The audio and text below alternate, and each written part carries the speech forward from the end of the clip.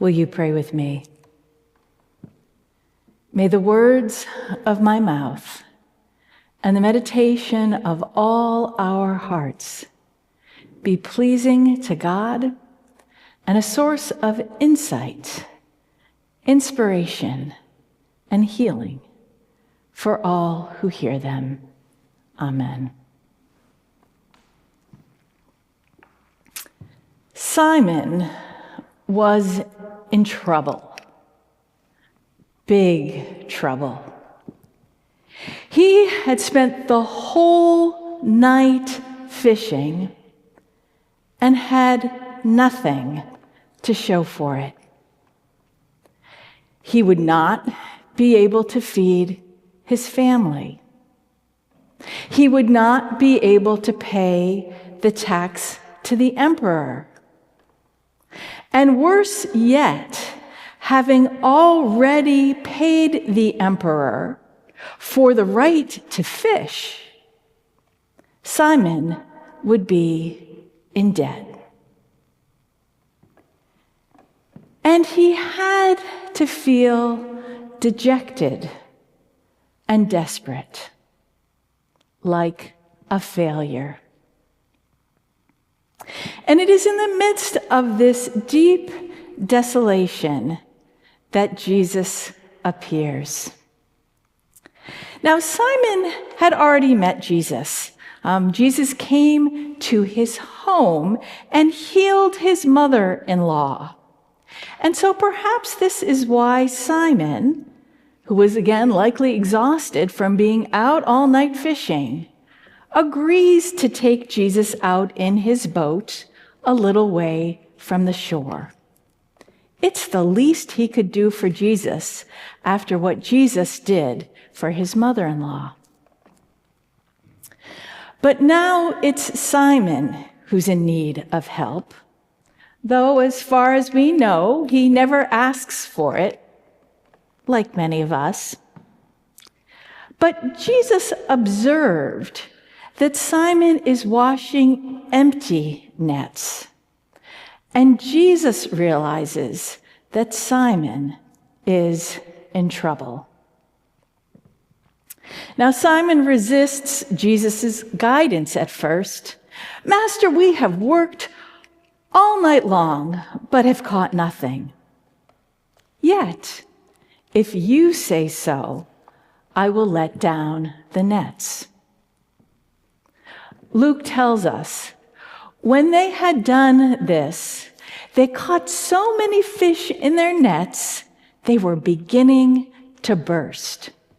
So they signaled their partners in the other boat to come and help them. Notice this. Simon did not just take the fish he needed, pay the tax, go home, and take care of his own family. No. He turned to his partners. He invited them to share in the work and the abundance. Simon remembered his friends who also had empty nets and needed help. Yet even while he was thinking of others, Simon was plagued by an idea that it seems he just couldn't let go. Simon had been taught a message from some of the Hebrew prophets that God is like a fisherman. This is an image of God. God is like a fisherman who catches sinners with hooks and nets and punishment. Still seeing himself as a sinner, as a failure, feeling ashamed, Simon collapses. He falls at Jesus' feet. But Jesus, the merciful one, catches him. Jesus, the one who sees our need and goes to the place of our deepest pain, the one who provides. Jesus, the embodiment of God's love, catches Simon. He has shown up for Simon, not to judge him, reject him, punish him, or cast him out. But he's there to catch him, care for him, connect with him, and invite him into a community that extends that same mercy and care to others. So many of us can relate to Simon. We've all had times in our lives when we've felt like a failure. Can you think of one? Perhaps a time where you've fallen short, made a mistake, or didn't see something that was right in front of you.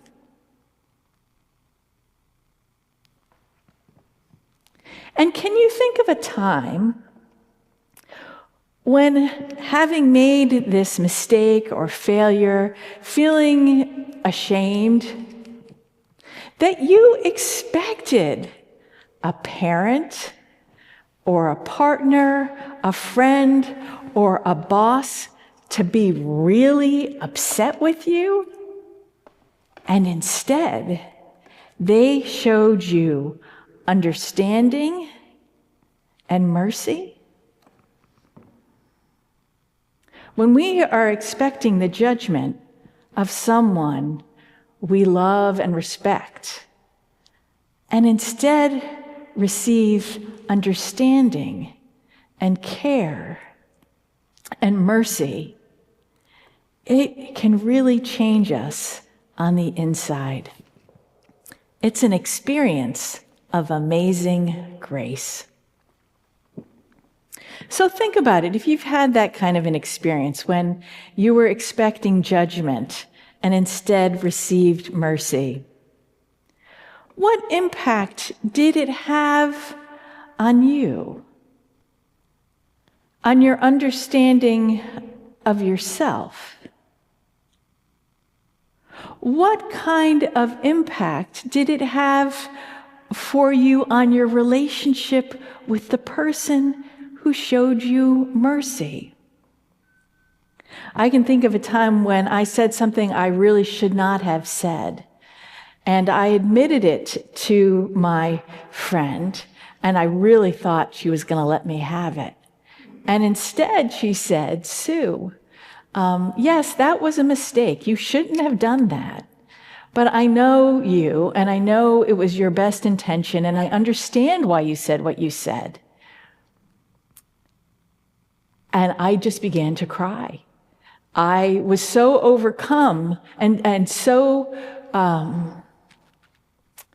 really touched by her kindness and grace that I felt that I could trust her even more. I felt closer to her. I felt a warmth, and I felt like our relationship grew even stronger because she received my mistake with mercy. Perhaps you can relate. And receiving mercy is a primary way that the Spirit of Jesus shows up in our lives, right? Sometimes we wonder, how is this Jesus actually real? Well, it's in those kinds of experiences that we get a sense of how Jesus' Spirit is alive in our world today, when we receive mercy.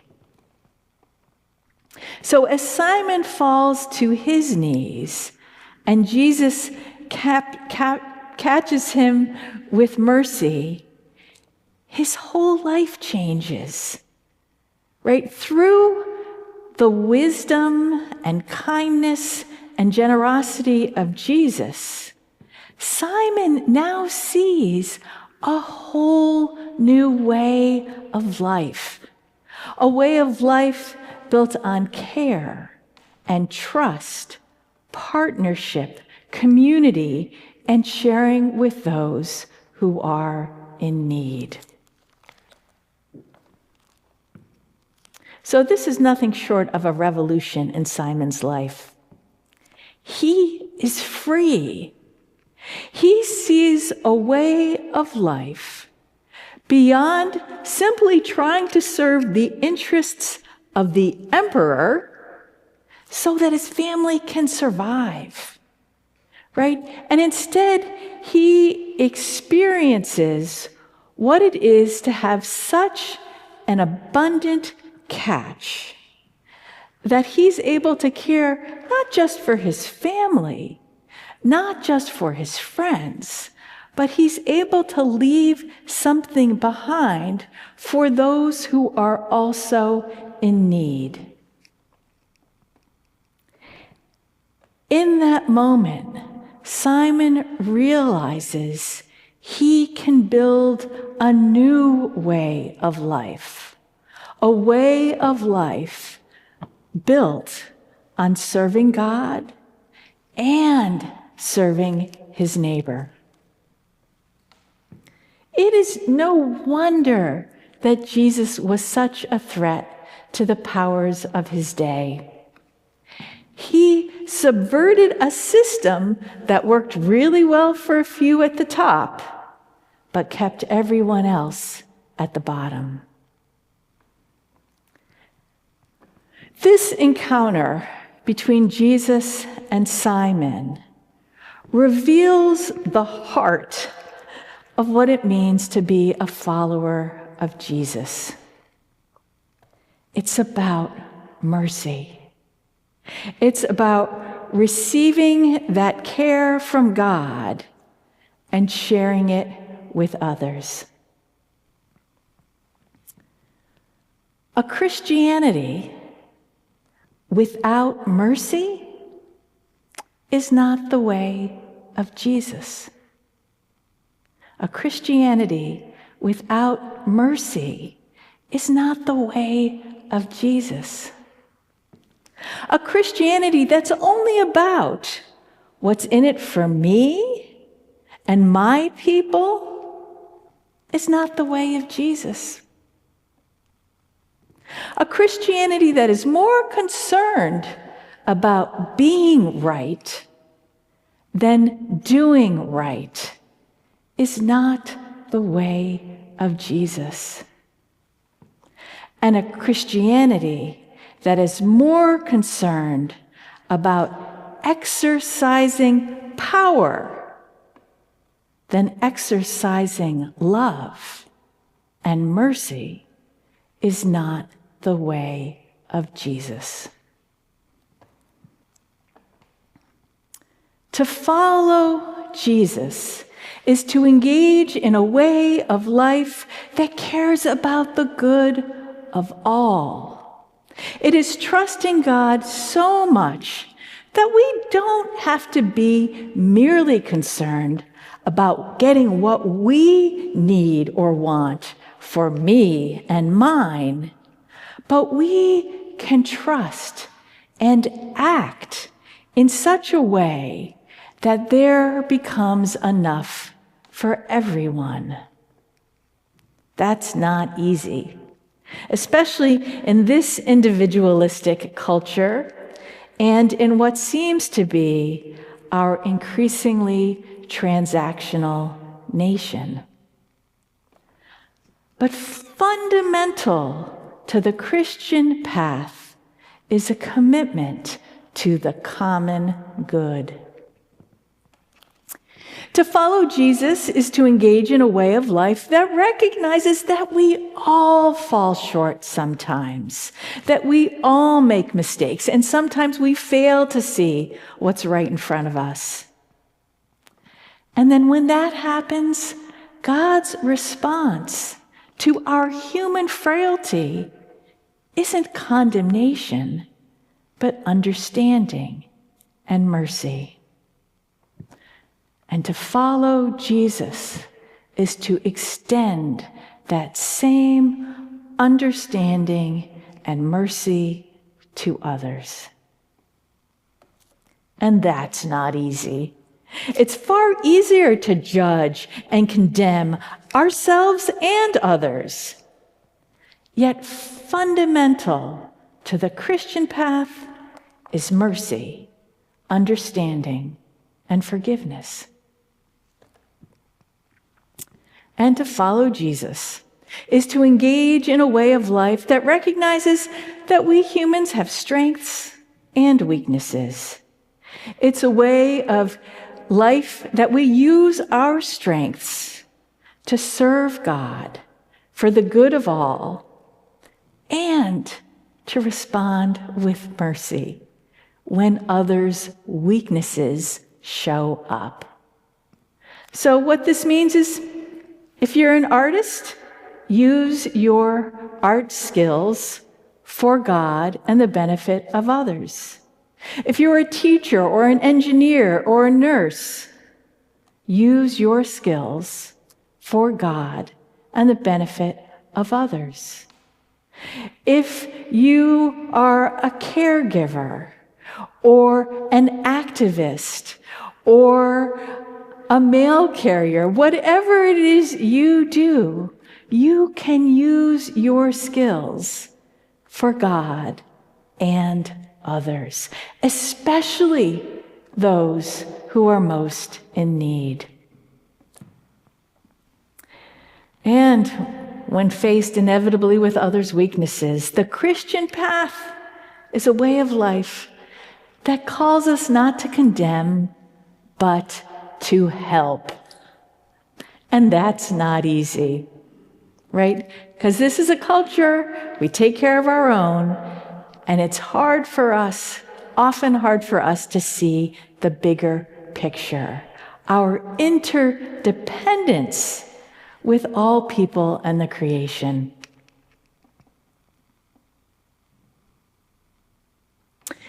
Foundational to the Christian path is that we discover our deepest purpose and meaning when we contribute our skills and our strengths, our privileges, with the intention to benefit the common good. So a few days ago, I was on the phone, with someone in our congregation who's very dear to my heart, and she's recently been having a tough time with illness. Over the years, she has always been among the very first to lend a hand when someone else is in need. Her heart is so big that no matter how desperate or difficult a situation, she never judges, but she does what she can to help. She's always a person I know I can call on the phone and ask for help, and if she can do it, she will. Her husband, too. But over the last few weeks, she's the one who's needed help.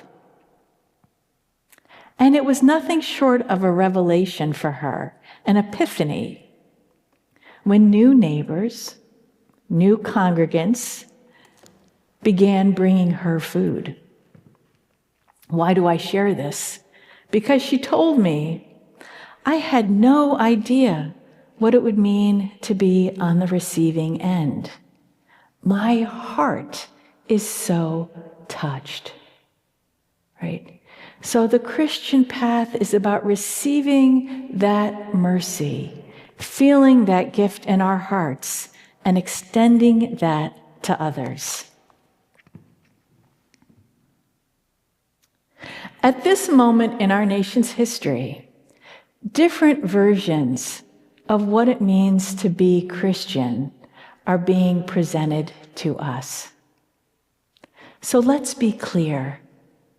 To follow the way of Jesus is to experience God's mercy and care and extend it to others. Full stop.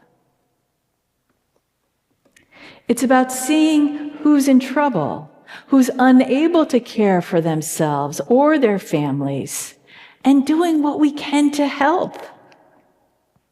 It's about recognizing and respecting the abundance of God's good creation, what it can give us if we take care of it, for our essential nourishment.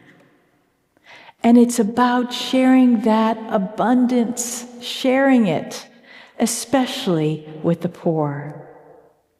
The way of Jesus isn't about just making sure we have enough for our own needs, our own people, our own nation. But it's about looking around and making sure others do too.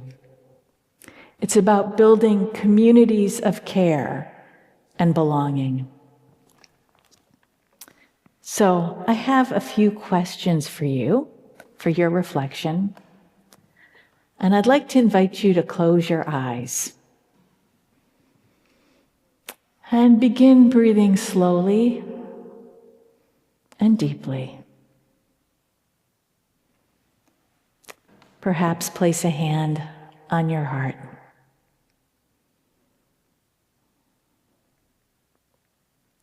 Is there a place in your life where you feel like you are falling short? Perhaps in some way that you even feel like you're a failure. Is there any place inside you that feels desperate or empty?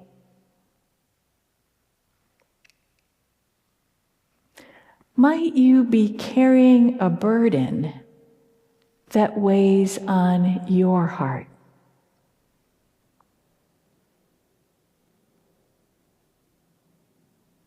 What in your life or in the world is causing you pain?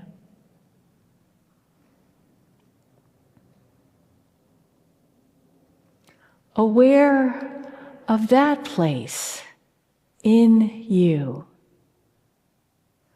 open yourself and allow yourself to receive the understanding and mercy of God.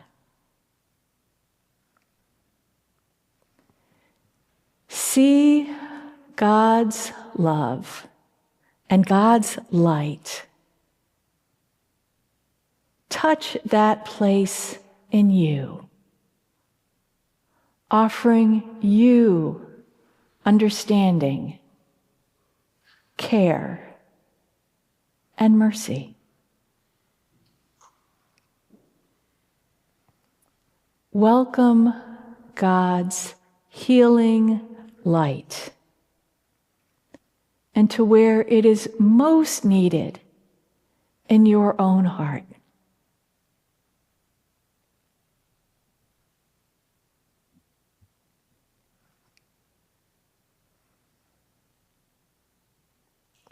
Our God cares for you with mercy and compassion.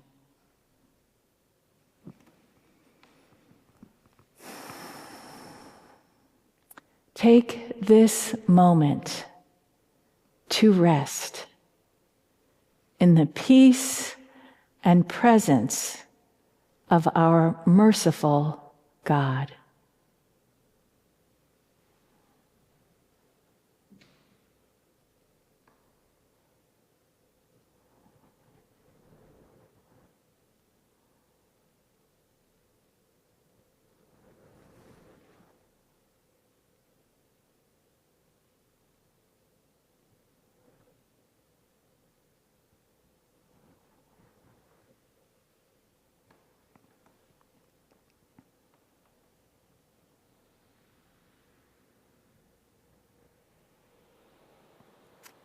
May we recognize God's gift of mercy in our own lives.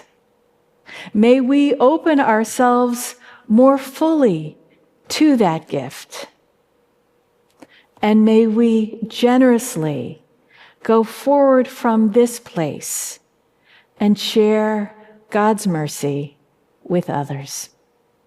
Amen.